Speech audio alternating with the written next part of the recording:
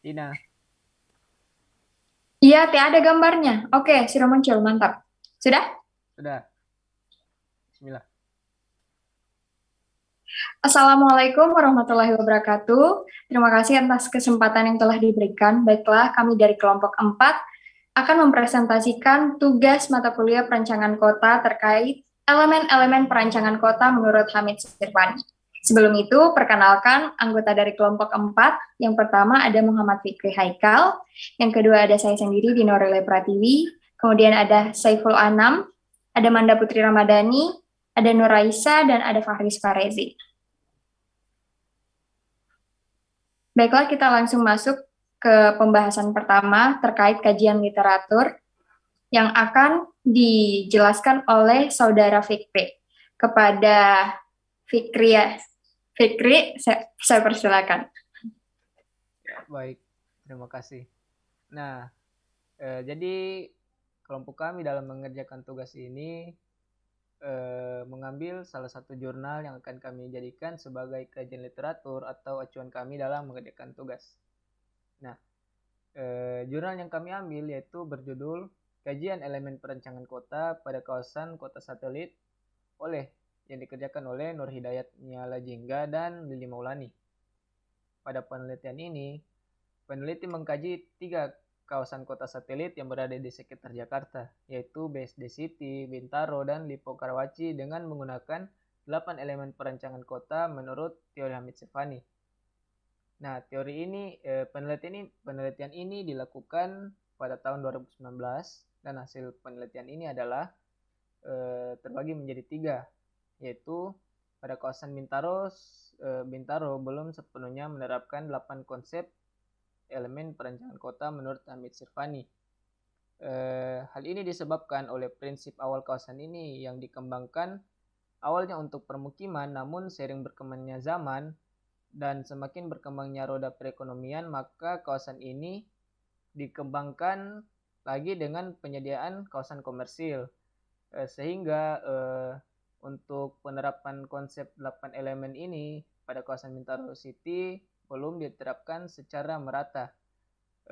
Untuk kawasan yang baru akan dikembangkan telah menerapkan elemen 8 perancangan ini, namun pada kawasan lama atau kawasan sebelumnya belum terdapat 8 elemen perancangan kota. Yang selanjutnya yaitu pada kawasan BSD City, di keseluruhan kawasan ini telah menerapkan 8 elemen perancangan kota. Dan yang terakhir yaitu pada kawasan Lipo Karawaci juga telah menerapkan 8 elemen perancangan kota. Saya kembalikan kepada moderator. Terima kasih. Terima kasih.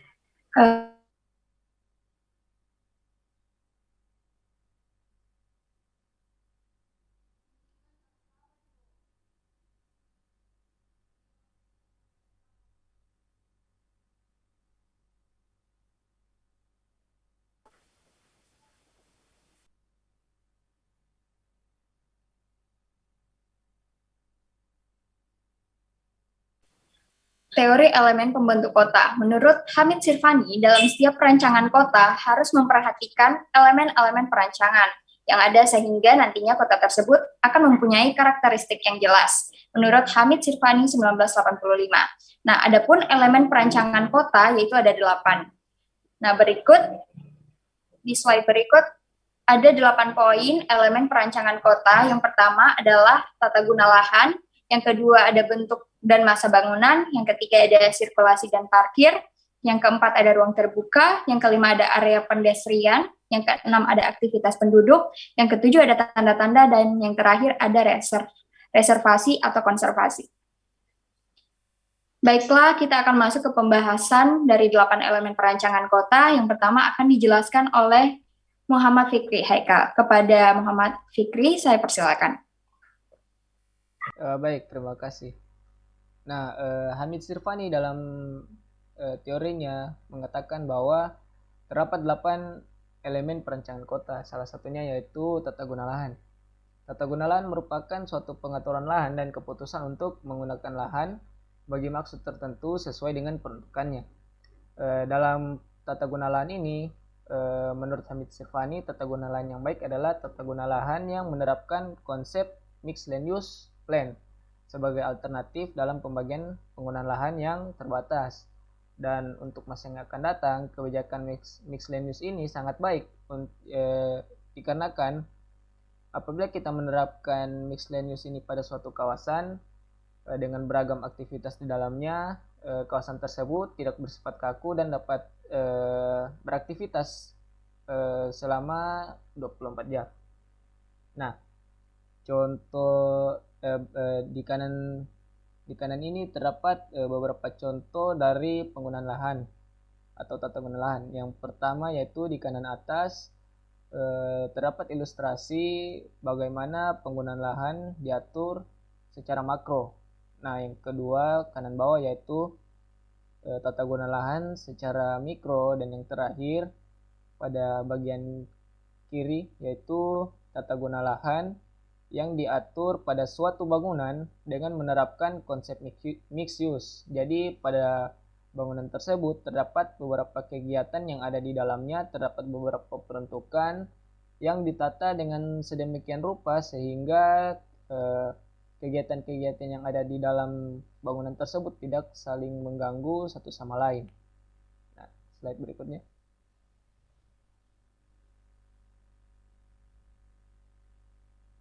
Nah, baik. Pada contoh tata guna lahan ini kami mengambil contoh studi kasus, yaitu yang pertama kawasan wisata religi Sis Al Jufri. Kawasan wisata ini terletak di Jalan Sis Al Jufri, Kelurahan Siranindi, Kecamatan Palu Barat, Kota Palu. Pada kawasan ini terdapat beberapa peruntukan lahan yang diatur di dalam dokumen rencana detail tata ruang Palu Barat. Nah, terdapat beberapa tata guna lahan di kawasan ini, yaitu area pariwisata yang di dalamnya terdapat objek utama dari kawasan ini, yaitu Masjid Al-Khairat, Lembaga Pendidikan Islam, dan Makam Guru Tua. Yang kedua yaitu sarana pelayanan umum dengan klasifikasi SPO3, yaitu sarana pelayanan kesehatan berupa Rumah Sakit Umum Sis Al Jufri. Yang ketiga itu area komersil dengan klasifikasi ketiga yaitu perdagangan dan jasa deret. Dan yang terakhir zona perumahan dengan klasifikasi R2 yaitu rumah dengan kepadatan tinggi. Ya, slide.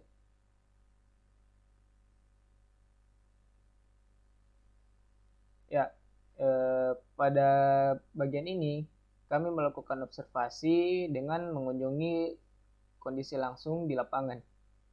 Nah, berdasarkan hasil observasi bisa dikatakan bahwa kawasan ini, beberapa bangunan pada kawasan ini telah ditempatkan atau digunakan sebagaimana yang sesuai dengan peruntukannya di dokumen RDTR Palu.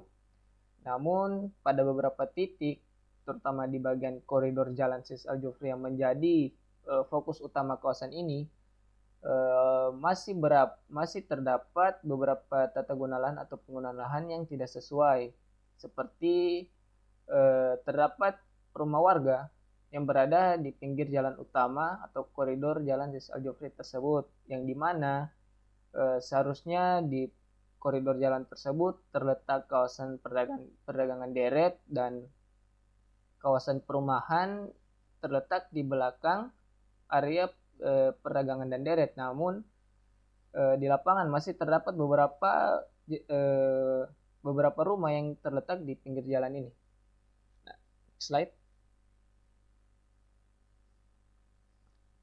Nah, apabila kita melihat kawasan religi Sis Al Jufri ini berdasarkan teori Hamid Sirvani, menurut kami tata guna lahan yang berada di kawasan tersebut telah memenuhi teori Hamid Sirvani dalam aspek tata guna lahan, di mana terdapat beragam aktivitas yang ada di dalam kawasan tersebut, seperti perdagangan dan jasa, rumah sakit, sarana peribadatan, yang bisa dikatakan memiliki jam operasional yang berbeda, sehingga bisa saling melengkapi, menciptakan beragam aktivitas di dalamnya, Dan kawasan tersebut selalu memiliki aktivitas yang berbeda-beda selama 24 jam penuh.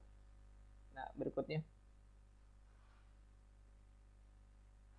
Nah, ini adalah beberapa contoh gambar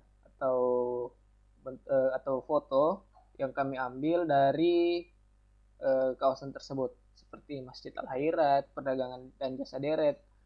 Nah, ini salah satunya itu rumah warga yang berada di koridor jalan utama yang tidak sesuai dengan peruntukan RDTR Palu Barat. Dan yang terakhir yaitu Rumah Sakit Umum Sis Al-Jufri. Nah, next slide. Nah, yang kedua yaitu kawasan perkantoran Jalan Muhammad Yamin. Pada kawasan yang memiliki luas sekitar 0,3 km persegi ini diperuntukkan sebagai kawasan perkantoran dengan klasifikasi KT1, yaitu kantor perkantoran pemerintahan berdasarkan RDTR Palu Selatan. Berdasarkan hasil observasi, menurut kelompok kami di kawasan ini untuk keseluruhannya telah menerapkan penggunaan lahan yang sesuai dengan peruntukan di RDTR kota RDTR Palu Selatan, di mana pada kawasan ini didominasi oleh perkantoran dan terdapat beberapa lahan kosong yang dapat dimanfaatkan untuk pembangunan ke depannya. Next slide. Nah, apabila kita melihat kawasan tersebut berdasarkan teori Hamid Sirfani tata guna lahan, menurut kami pada kawasan tersebut masih bersifat kaku, dikarenakan pada kawasan ini didominasi oleh kawasan perkantoran, sehingga terjadi suatu aktivitas yang berlangsung secara bersamaan, sehingga akan tercipta suasana ramai yang secara bersamaan dan kemudian lenggang atau sepi yang secara bersamaan juga. Namun pada kawasan ini terdapat beberapa titik perdagangan yang sedikit memperkuat kawasan ini jika dilihat dari pendekatan teori tata guna lahan Hamid Sirfani. Dikarenakan beberapa titik kecil kawasan perdagangan tersebut dapat menciptakan aktivitas lain apabila kawasan perkantoran tersebut sudah tidak beroperasi. Nah, menurut kami pada kawasan ini masih bisa diterapkan konsep mixed land use dengan memanfaatkan beberapa lahan yang belum terbangun, sehingga pada lahan tersebut bisa diciptakan sebuah konsep dengan tujuan untuk lebih menghidupkan kawasan ini lagi. Adapun lampu jalan dan jalur pedestrian yang bisa dikatakan memadai di kawasan ini, menurut kami cukup untuk menjadi sarana pendukung bagi kawasan ini apabila diterapkan konsep mixed land use. Nah, selanjutnya. Nah, ini beberapa contoh gambar, yaitu pada bagian kanan yaitu kantor Kejaksaan Negeri Palu yang terletak pada kawasan ini, dan yang bagian kiri merupakan sarana perdagangan yang terdapat di beberapa titik di sepanjang Jalan Muhammad Yamin, di mana seharusnya di sepanjang Muhammad Yamin itu dikhususkan untuk kawasan perkantoran. Nah, next slide.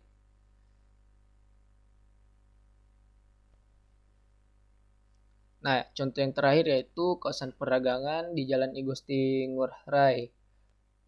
Pada kawasan ini merupakan salah satu kawasan perdagangan yang berada di Kota Palu dan seringkali dilalui serta dikunjungi oleh masyarakat.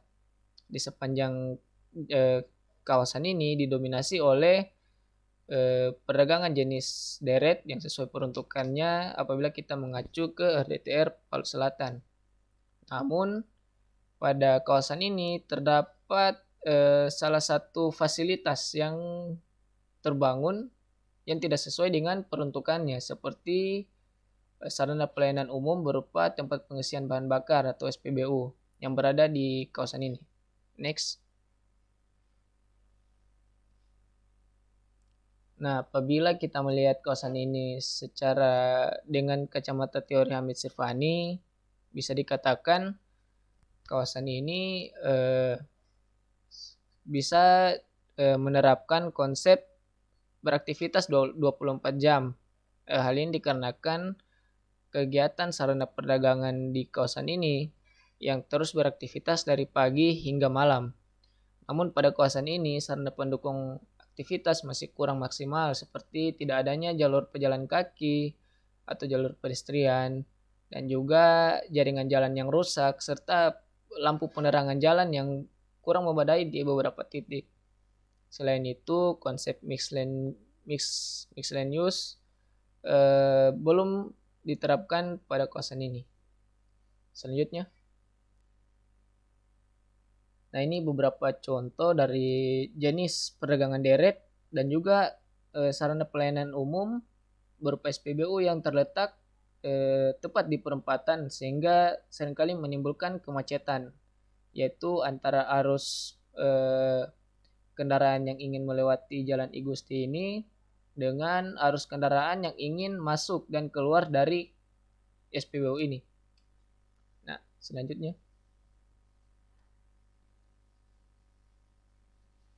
Nah, kemudian kita masuk ke bentuk dan masa bangunan. Bentuk dan masa bangunan ini membahas tentang bagaimana bentuk dan masa bangunan yang berada di suatu kawasan, di mana bentuk dan masa bangunan ini berpengaruh terhadap kawasan tersebut dan dapat memberi kesan bagi pengunjungnya. Nah, bentuk dan masa bangunan berkaitan erat dengan ketinggian bangunan, koefisien lantai bangunan, koefisien dasar bangunan, garis sempadan bangunan, dan lain-lain. Nah, kami mengambil beberapa contoh bentuk dan masa bangunan yang berada di Kota Palu, kemudian dikaji berdasarkan RDTR dan teori Hamid Sirfani. Next. Nah, yang pertama yaitu kawasan religi Sis Al Jufri. Nah, pada kawasan ini terdapat beberapa jenis peruntukan lahan seperti lahan pariwisata, lahan perdagangan, dan lahan sarana pelayanan umum, di mana masing-masing lahan tersebut telah diatur pada dokumen RDTR Palu Barat terkait intensitas bangunan masing-masing fasilitas tersebut seperti berikut.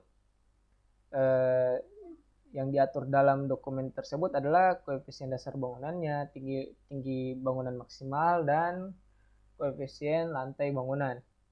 Apabila kita melihat ketiga rencana intensitas bangunan ini, bisa dilihat terdapat sedikit persamaan, yaitu tinggi bangunan yang diatur maksimal di kawasan ini adalah bangunan dengan tinggi maksimal 2 lantai. Lanjut. Nah, bentuk dan masa bangunan, sarana perdagangan, sarana peribadatan, dan sarana kesehatan pada kawasan religi ini menurut kami tertata dengan cukup baik. Pada area perdagangan, bentuk masa bangunan di area ini memiliki bentuk memanjang atau deret dengan tinggi bangunan sebanyak 2 lantai dan menerapkan model rumah toko.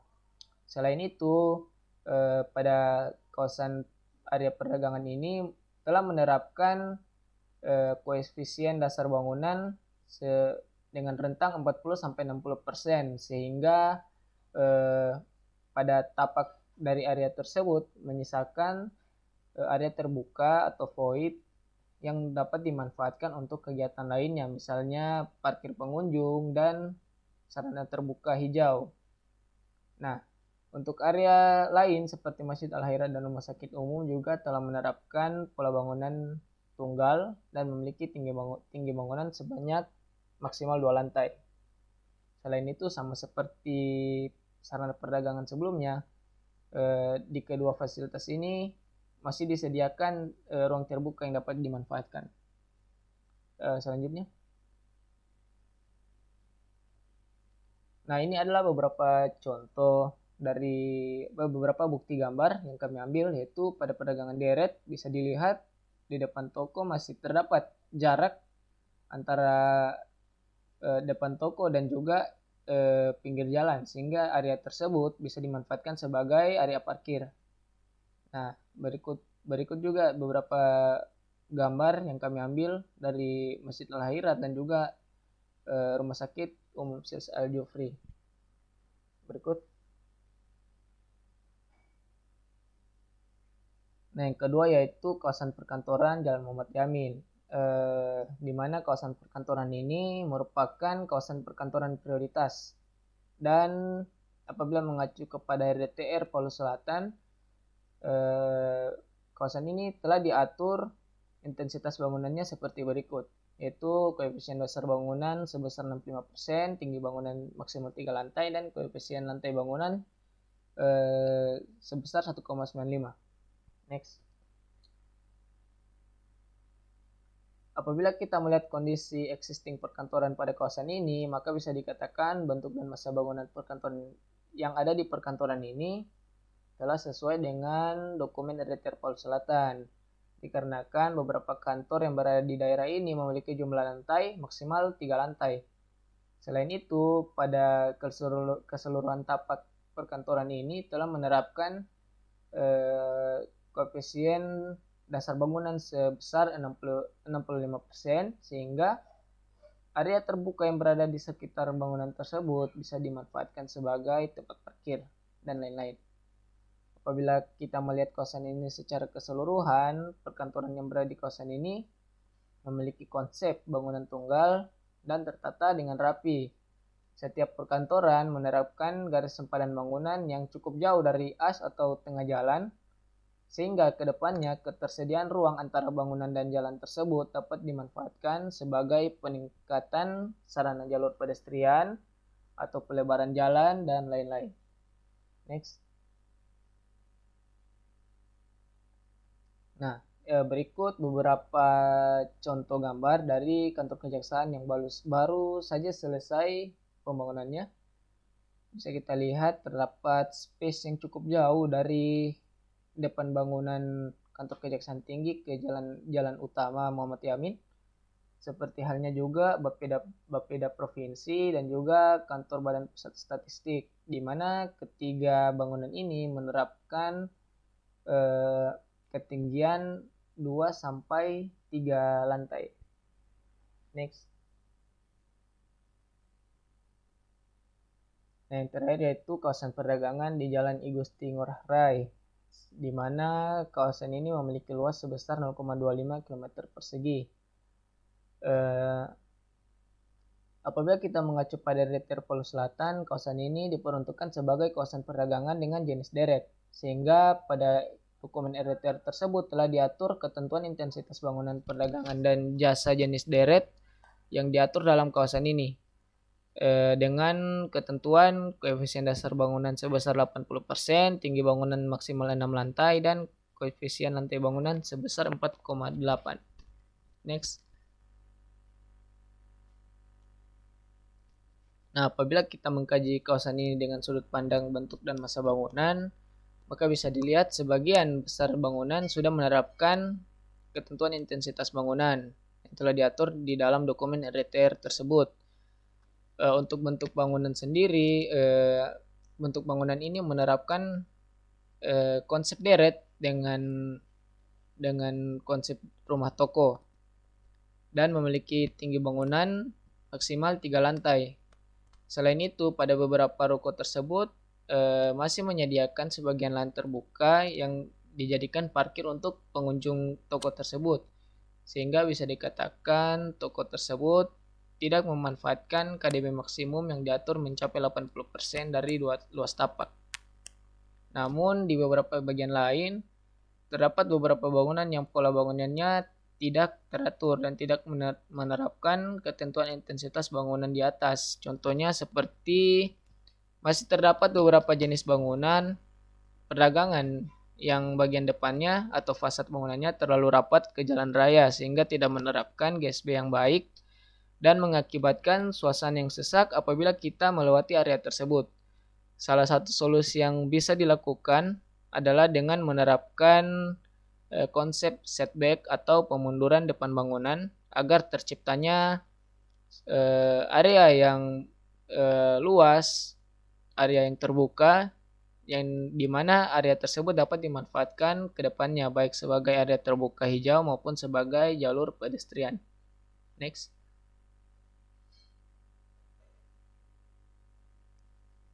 Nah, ini beberapa contoh dari perdagangan jenis deret bisa kita lihat pada kiri atas, yaitu eh, bangunan deret ini telah menerapkan GSP yang baik, di mana depan bangunan berada cukup jauh dari tengah as jalan yang di depannya, sehingga area antara bangunan dan jalan ini dapat dimanfaatkan sebagai area pengembangan jalur pedestrian maupun ruang terbuka hijau dan lain-lain. Selain itu terdapat juga area kawasan yang ketiga bangunannya ini telah menerapkan fungsi deret yang baik, dan di depannya disediakan fasilitas parkir untuk pengunjung. Untuk gambar di kiri bawah sendiri bisa kita lihat terdapat beberapa bangunan perdagangan yang terlalu rapat ke jalan raya, sehingga apabila pengunjung dari perdagangan ini memarkirkan kendaraannya di pinggir jalan dengan kondisi jalan yang cukup sempit, dengan lebar kurang lebih sekitar 6 meter, dengan intensitas mobilitas kendaraan yang cukup tinggi juga, maka bisa dipastikan apabila kendaraan parkir sembarang di pinggir jalan ini dapat menimbulkan kemacetan. Selain itu terdapat perdagangan dan jasa yang berdampingan, yaitu jenis masa bangunan yang memiliki tinggi 3 lantai dan juga bangunan yang memiliki konfigurasi atau struktur 1 lantai. Ya, mungkin itu yang sekian yang bisa saya jelaskan. Saya kembalikan kepada moderator. Terima kasih. Baik, terima kasih. Iki, selanjutnya. Oke. Coba ganti yang langsung masuk poin 1.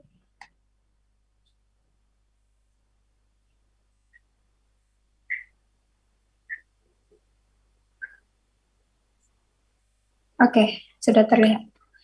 Nah, baiklah. Seperti yang kita ketahui, Citraland salah satu kawasan komersial yang banyak atau terkenal di Kota Palu dan sering dikunjungi oleh masyarakat Kota Palu sendiri.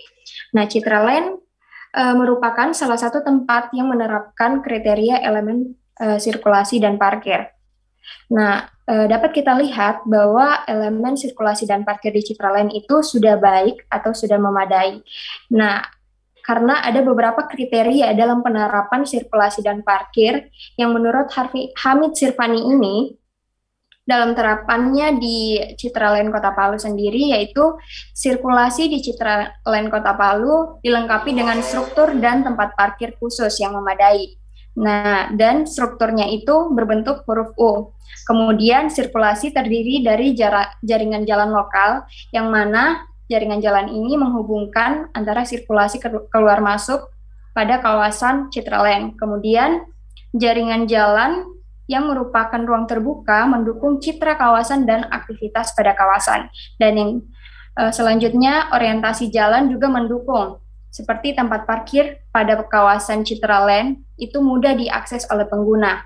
Dan ada pengguna parkir yang biasanya berupa para pedagang ataupun pengunjung yang datang ke Citraland untuk menikmati atraksi yang ada di tempat tersebut. Oke, slide selanjutnya. Nah, biaya parkir juga ada diterapkan menurut teori, dalam penerapan teori Hamid Sirvani sendiri, biaya parkir ini dikelola oleh perusahaan milik Citraland sendiri. Kemudian adanya kerjasama antara sektor kepemilikan privat dan publik dalam mendukung fungsi kawasan. Seperti yang kita ketahui di Citraland sendiri itu banyak pedagang-pedagang yang melakukan atau membuka usahanya di Citraland, kemudian mereka bekerja sama kepada sektor dari pemilik Citraland sendiri, kemudian adanya pemberlakuan pajak. Pemberlakuan pajak ini merupakan salah satu aturan pemerintah yang dimana pajak ini dikelola oleh perusahaan Citraland dan pengelolaannya itu dikelola oleh pihak Citraland sendiri. Oke, next. Nah, selanjutnya studi kasus yang kedua kami ambil di Jalan Malioboro. Seperti yang kita ketahui, Jalan Malioboro ini merupakan salah satu destinasi yang sangat terkenal di Yogyakarta, di mana dalam penerapan teori Hamid Sirvani,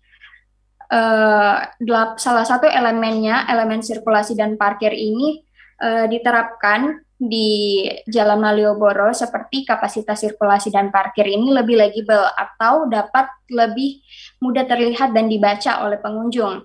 Sehingga dengan adanya kapasitas yang lebih bagus ini menambah unsur kenyamanan dan rasa aman bagi pengguna jalan, serta membuat area jalan tersebut lebih kondusif dan tidak menimbulkan kemacetan.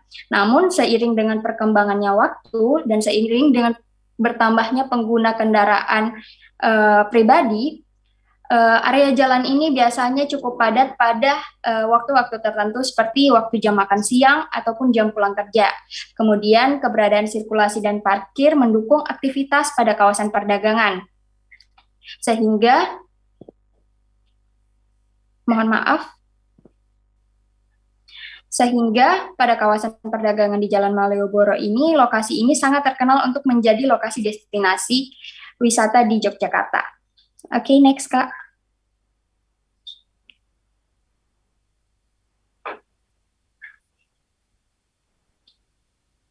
Dan yang terakhir, kami mengambil studi kasus di Taman Gor. Taman Gor sendiri merupakan tempat ruang terbuka hijau yang biasanya difungsikan atau dikunjungi oleh masyarakat untuk berolahraga atau tidak berkumpul dan lain sebagainya. Nah, Taman Gor sendiri menerapkan sistem elemen sirkulasi dan parkir menurut teori Hamid Sirvani ini. Nah, kawasan tersebut memenuhi beberapa kriteria sirkulasi dan parkir seperti adanya keberadaan struktur tempat parkir ini tidak mengganggu aktivitas pengguna jalan dan aktivitas di sekitar kawasan. Kemudian tempat parkir umum berada di ruang terbuka dan memiliki kapasitas yang besar. Namun, untuk penerapan tempat parkir dia tidak dipisahkan antara parkir sepeda motor dan juga parkiran mobil. Sehingga jika dilihat visualnya itu tidak kurang estetik karena dia tidak teratur antara parkir motor dan parkir mobil. Kemudian lokasi parkir ini terhubung dan dekat dengan beberapa tempat aktivitas. Seperti pada gambar selanjutnya nanti, terdapat kafe-kafe atau sarana perdagangan pada sekitar Taman Gor. Nah, kemudian ada karakter pengguna. Nah, karakter pengguna tempat parkir di Taman Gor sendiri, yaitu ada yang berkumpul untuk organisasi, ada yang pengunjung yang ingin menikmati kuliner, dan ada yang ingin berolahraga dan sebagainya. Oke, next.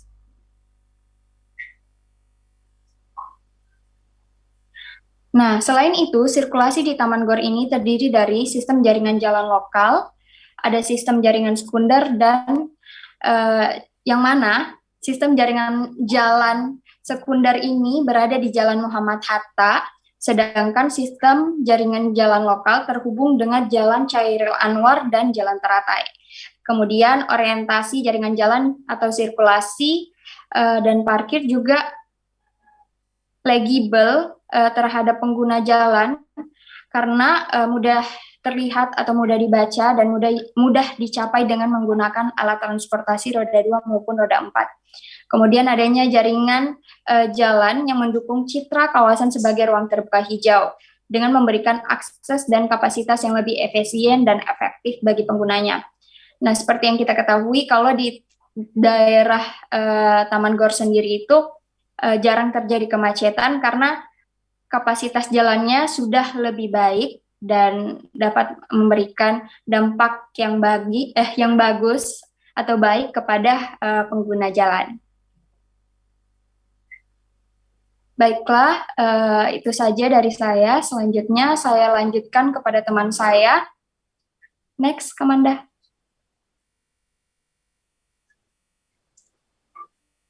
Selanjutnya akan dilanjutkan oleh Faris Fahrezi terkait ruang terbuka hijau. Kepada Faris, saya persilakan. Baik, selanjutnya saya akan menjelaskan mengenai ruang terbuka hijau. Ruang terbuka hijau merupakan area yang memanjang, berbentuk jalur, atau area mengelompok yang penggunaannya lebih bersifat terbuka. Tempat tumbuh tanaman, baik yang tumbuh secara alamiah maupun yang sengaja ditanam. Dalam Undang-Undang Nomor 26 Tahun 2007 tentang penataan ruang menyebutkan bahwa 30% wilayah kota harus berupa RTH yang terdiri dari 20% publik dan 10% private. RTH yang dimiliki dan dikelola oleh pemerintah daerah kota atau kabupaten yang digunakan untuk kepentingan masyarakat secara umum. Contoh RTH publik itu berupa taman kota, hutan kota, dan green belt. Contoh RTH privat sendiri yaitu seperti ruang terbuka hijau milik institusi tertentu atau orang perseorangan yang pemanfaatannya untuk kalangan terbatas, antara lain berupa kebun atau halaman rumah, atau gedung milik masyarakat atau swasta yang ditanami tumbuhan. Selanjutnya saya akan menjelaskan beberapa contoh ruang terbuka hijau di beberapa kota. Yang pertama, untuk ruang terbuka hijau yang ada di Kota Palu. Di Kota Palu ini sendiri terdapat beberapa kawasan ruang terbuka hijau. Untuk kondisi ruang terbuka hijau yang ada di Kota Palu ini sendiri, kondisinya sudah cukup baik dengan terdapat beberapa fasilitas-fasilitas pendukung yang tersedia, seperti fasilitas bermain, fasilitas parkir, dan juga fasilitas olahraga. Untuk kawasan ruang terbuka hijau ini biasa diperuntukkan oleh masyarakat sebagai tempat istirahat, tempat bersantai bersama keluarga, dan biasa juga digunakan masyarakat sebagai tempat untuk berolahraga. Selanjutnya,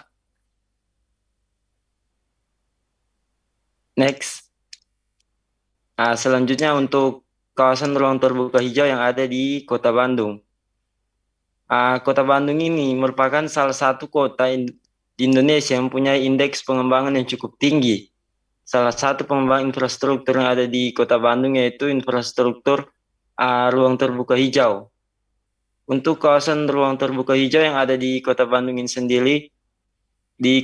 sendiri, telah terdapat beberapa kawasan ruang terbuka hijau. Untuk kondisi ruang terbuka hijaunya, kondisinya sudah cukup baik. Telah terdapat pula fasilitas-fasilitas pendukung seperti fasilitas parkir, fasilitas untuk bermain, dan juga terdapat fasilitas olahraga. Di kawasan ruang terbuka hijau yang ada di Kota Bandung ini biasanya digunakan masyarakat sebagai tempat bersantai bersama keluarga dan juga sebagai tempat berolahraga. Selanjutnya untuk kawasan ruang terbuka hijau di Kota Malang. Next.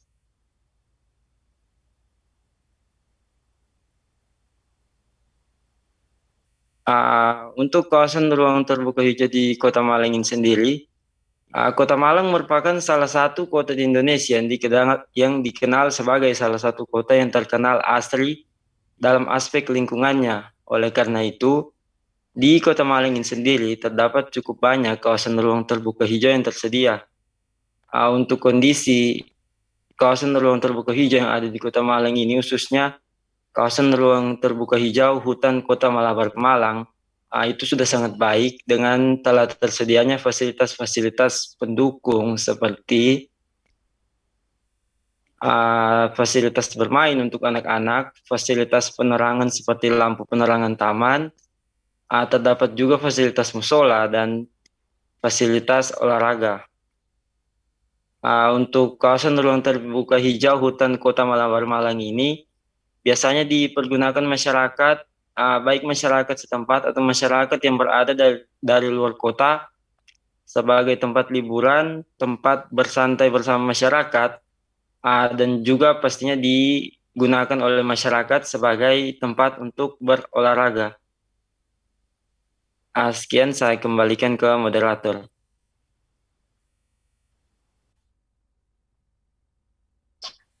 elemen pedestrian yang akan dijelaskan oleh Saiful Anam. Kepada saudara, saya persilakan. Ya, baik. Terima kasih atas kesempatan yang diberikan.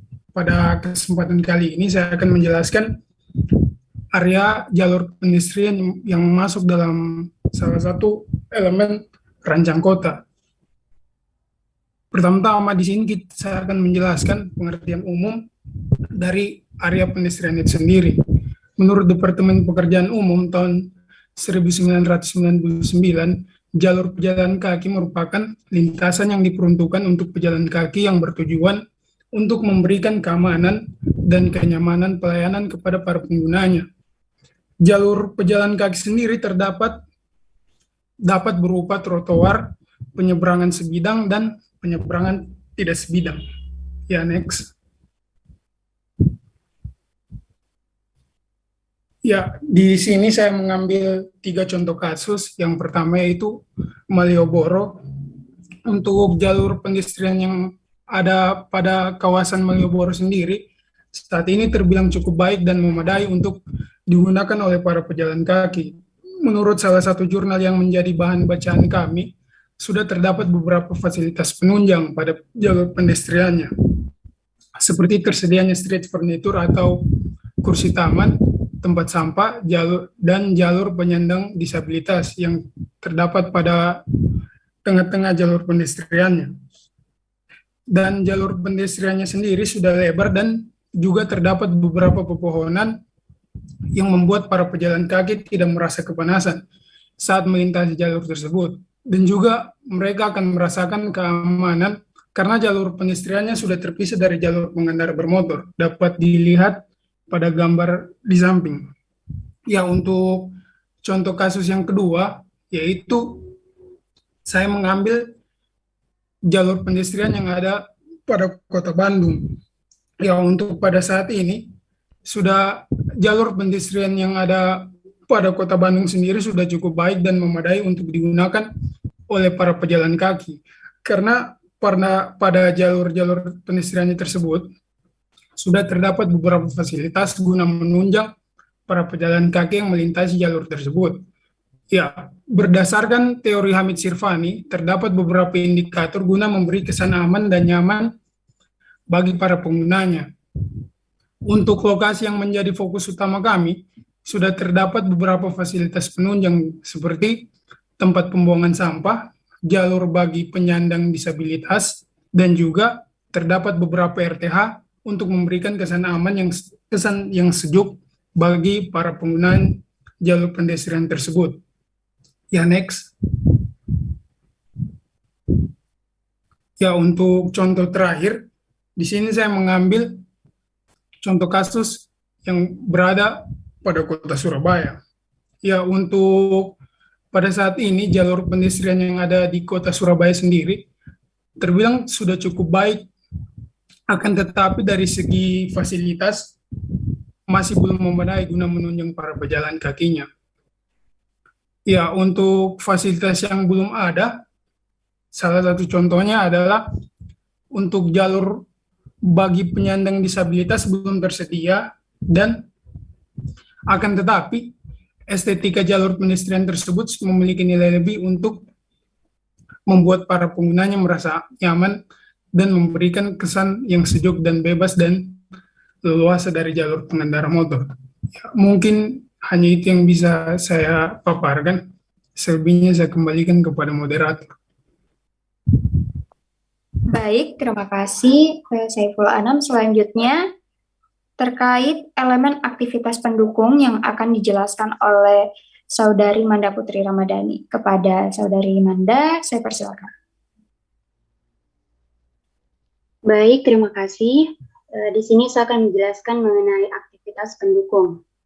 Menurut teori Hamid Sirvani, bahwa aktivitas pendukung meliputi segala fungsi dan aktivitas yang memperkuat ruang terbuka publik.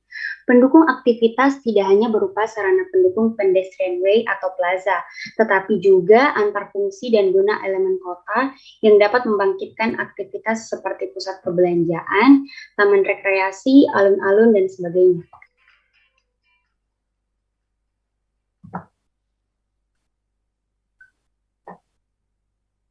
Baik, di sini saya mengangkat 3 studi kasus. Yang pertama, Kota Bandung. Kota Bandung ini terdapat alun-alun yang memiliki fungsi sosial budaya di mana masyarakatnya itu dapat melakukan berbagai macam aktivitas, mulai dari anak-anak bermain bola, piknik keluarga, mengabadikan momen dengan foto, dan aktivitas sosial lainnya. Nah, di samping itu sudah terdapat beberapa sarana pendukung aktivitas di alun-alun ini, yaitu rental sepeda, kids playground, dan public fitness area. Serta terdapat tourist information center dan kantor Satpol PP yang diperuntukkan menjaga keamanan alun-alun. Kemudian yang kedua ada Kota Salatiga. Jadi Kota Salatiga tepatnya pada Jalan Jenderal Sudirman itu merupakan jalan yang berada pada pusat kota, menjadi bagian dari kawasan Central Business District yang melayani Kota Salatiga dan wilayah sekitar. Yang menjadi kegiatan pendukung yang ada di penggal Jalan Jenderal Sudirman ini didominasi dengan kegiatan perdagangan dan jasa. Mulai dari terdapat penjual makanan, penjual pernak-pernik, penjual bunga, penjual buah, penjual ikan, sol sepatu, dan lain sebagainya, tepatnya berada di Pasar Raya 2. Kemudian yang ketiga ada Kabupaten Karanganyar. Kawasan alun-alun Kabupaten Karanganyar ini merupakan salah satu ruang terbuka yang memiliki fungsi sebagai wadah aktivitas sosial masyarakat, seperti olahraga, rekreasi, aktivitas pedagang kaki lima, dan sebagainya.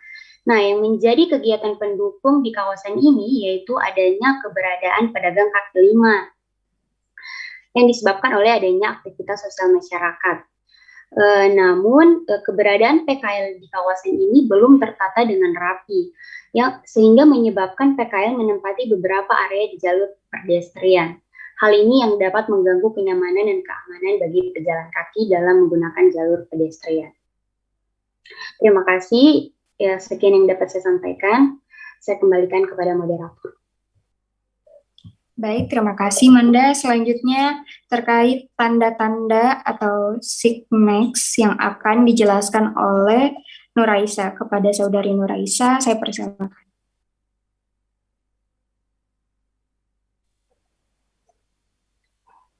Oke. Terima kasih. Di sini saya akan membahas tentang elemen tanda-tanda atau signex. Adapun jenis tanda-tanda itu dapat dibedakan menjadi 6. Yang pertama itu identitas, yang kedua nama bangunan, yang ketiga petunjuk sirkulasi, yang keempat komersial, yang kelima petunjuk ke lokasi dan fasilitas lain, dan yang terakhir yang keenam itu informasi. Lanjut, di sini saya akan menjelaskan dalam pemasangan papan iklan harus memperhatikan pedoman teknis sebagai berikut. Yang pertama itu penggunaan papan iklan harus merefleksikan karakter kawasan. Terus yang kedua itu jarak dan ukuran harus memadai dan diatur sedemikian rupa agar menjamin jarak penglihatan dan menghindari kepadatan. Yang ketiga, penggunaan harus harmonis dengan bangunan arsitektur di sekitar lokasi. Yang keempat, pembatasan penggunaan lampu hias kecuali penggunaan khusus untuk teater dan tempat pertunjukan. Yang kelima itu pembatasan papan iklan yang berukuran besar yang mendominir di lokasi pemandangan kota. Penanda atau petunjuk yang mempunyai pengaruh penting pada desain tata kota, sehingga pengaturan pemunculan dan lokasi pemasangan papan-papan petunjuk sebaiknya tidak menimbulkan pengaruh visual negatif dan tidak mengganggu rambu-rambu lalu lintas. Ya, next.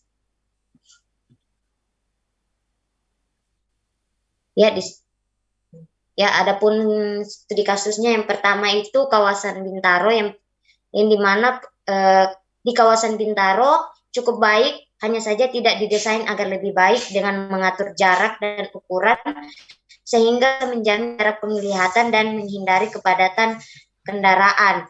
Namun petunjuk arah di kawasan Bintaro itu cukup baik, cuman masih terdapat rambu-rambu lalu lintas yang ditempatkan pada posisi yang tidak pas sehingga pengendara tidak dapat melihat dengan jelas rambu-rambu tersebut. Sehingga dalam penempatan rambu-rambu ini atau petunjuk arah itu sebaiknya bisa memberikan informasi pengendara dengan jelas dan tidak menimbulkan pengaruh negatif. Lanjut, yang kedua, yaitu di kawasan Pukarawati, ya, di mana sangat di mana tertata sehingga setiap orang yang melintas di kawasan ini akan jelas melihat informasi melalui papan petunjuk atau papan iklan. Dapat kita lihat di gambar di samping situ, kita melihat untuk papan iklan disediakan tempat oleh pihak pengelolaan kawasan Lipo Karawaci, yaitu pada jembatan penyeberangan, yang dimana pada jembatan penyeberangan itu disediakan space iklan raksasa untuk disewakan kepada perusahaan-perusahaan yang menyewakan tempat papan iklan tersebut. Terus lanjut yang ketiga, yaitu Signes di Kota Palu. Penanda di Kota Palu itu sudah cukup lengkap dari papan reklame permanen, reklame semi permanen, dan rambu lalu lintas. Di Kota Palu pun itu banyak kita dapatkan papan penanda di setiap persimpangan, baik itu papan penunjuk atau papan sepanjang jalan, atau di sepanjang jalan terdapat papan iklan dan rambu-rambu lalu lintas. Dapat kita lihat di gambar tersebut ada papan reklame permanen, reklame semi permanen, dan rambu-rambu lalu lintas. Ya, mungkin itu saja yang bisa saya jelaskan. Saya kembalikan ke moderator. Baik, Pak. Selanjutnya kita akan membahas terkait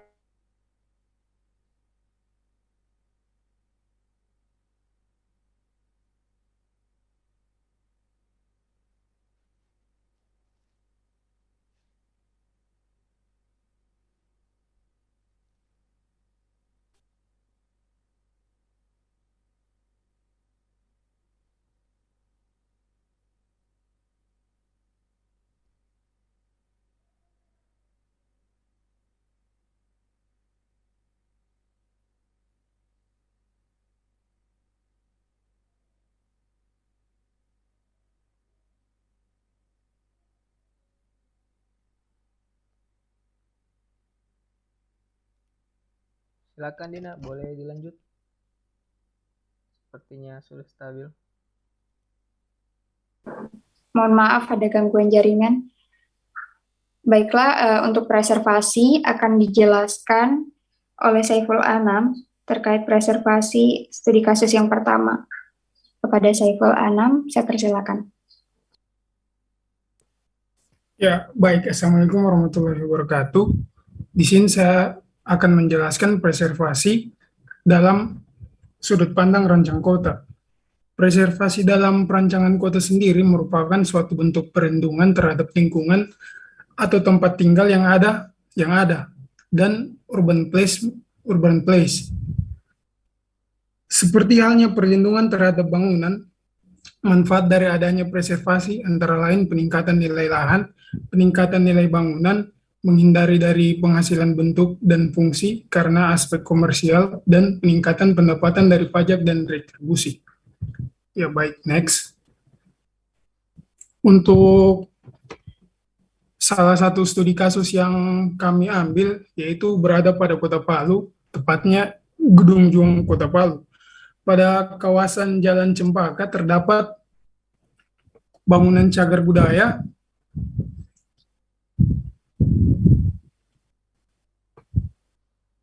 ya, maaf ada gangguan jaringan. Terdapat bangunan cagar budaya yang memiliki nilai bersejarah dan masih memerlukan tindakan preservasi. Kemudian untuk kondisi bangunannya sendiri terbilang tidak terawat dengan baik dikarenakan tampak depan bangunan tersebut telah terdapat beberapa retakan di sisi bangunannya. Hal ini dikarenakan oleh usia bangunan yang terbilang sudah cukup tua. Selain itu, apabila dilakukan pemeliharaan yang sesuai terhadap bangunan tersebut, akan dapat meningkatkan nilai budaya serta perekonomian Kota Palu, sehingga bisa menjadi kebanggaan dan ciri khas tersendiri bagi Kota Palu. Ya, mungkin untuk contoh kasus selanjutnya dijelaskan oleh saudari saya, itu Saudari Dina. Terima kasih. Baik, terima kasih. Saya akan melanjutkan terkait preservasi yang kami ambil yaitu salah satunya studi kasus di Hotel Majapahit, Kota Surabaya. Nah, Hotel Majapahit sendiri ini merupakan salah satu peninggalan dari masa Belanda yang merupakan bangunan cagar budaya nasional. Nah, peninggalan ini dahulunya hotel ini merupakan peninggalan dari bangsa Belanda, kemudian diambil alih oleh pihak Jepang dan diambil lagi oleh pihak Belanda hingga saat ini menjadi Hotel Majapahit.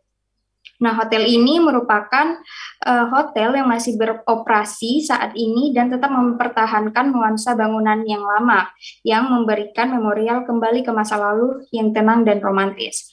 Lokasi hotel yang berada di tengah kota Surabaya ini, serta dekat dengan pusat pemberlajaan, mendukung para wisatawan untuk berkunjung dan menikmati suasana di Hotel Majapahit. Oke, sekian dari saya.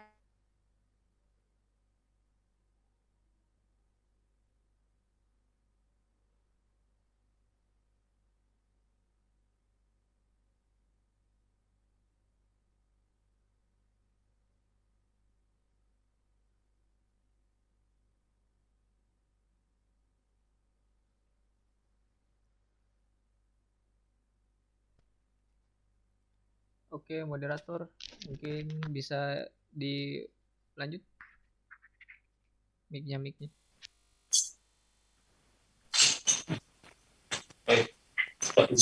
Oke, saya persilakan kepada Faris.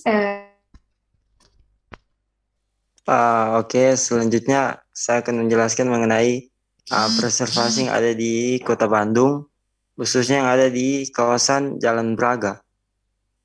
Kawasan Jalan Braga yang ada di Kota Bandung dijuluki banyak kalangan dengan sebutan Paris von Java yang mengalami masa kejayaan sekitar tahun 1920 sampai 1930-an. Kawasan Braga ini pada masa itu diperuntukkan untuk fungsi perbelanjaan yang bernuansa Eropa di Indonesia. Kawasan Braga dengan fungsi perbelanjaan tersebut pada dasarnya tidak dapat lepas dari dukungan adanya bangunan-bangunan dengan langgam atau gaya arsitektur Art Deco, Art Nouveau, dan Indis Eropa. Untuk preservasi yang ada di Kota Bandung ini, khususnya yang ada di Jalan Braga ini, sudah cukup tertata dengan baik dari segi bangunannya yang tidak diubah-ubah hingga kawasan Jalan Braga ini dari dulu hingga sekarang selalu dikenal sebagai kawasan pertokoan Eropa yang ada di Indonesia. Sekian dari saya kembalikan ke moderator. Baiklah, itulah terkait teori, contoh, dan juga studi kasus yang kami ambil di berbagai kota. Demikian presentasi dari kelompok 4. Mohon maaf jika banyak terdapat salah. Saya akhiri, wabillahi taufiq wal hidayah. Wassalamualaikum warahmatullahi wabarakatuh dan sampai jumpa. Waalaikumsalam warahmatullahi wabarakatuh. Terima kasih. Terima kasih.